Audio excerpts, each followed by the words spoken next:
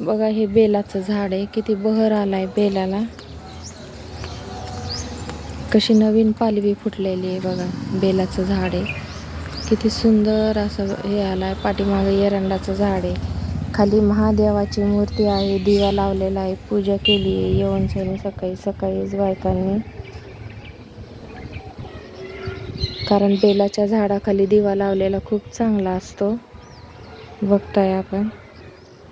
बोला महादेवजींचं नाव घ्या सर्वांनी.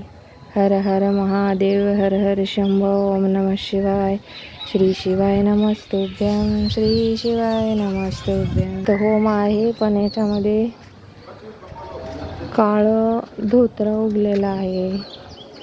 तुळशी वृंदावन बघा, किती मस्त रांगोळ्या काढल्यात. सकाळी झाले हे त्या गाईच्या शेणाचा सडा असतो मंदिरासमोर. गणपती बाप्पाचं दर्शनाला लोक येतात. सकाळी सकाळी पुजारी येत नाही, साफसफाई करून जातात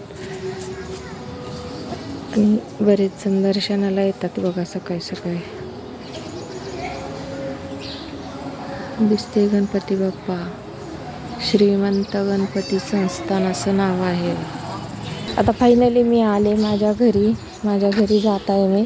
कसं वाटलं तुम्हाला गणपती बाप्पाचं दर्शन आणि बेलाचं झाड तुम्हाला कसं वाटलं प्लीज कमेंट करा.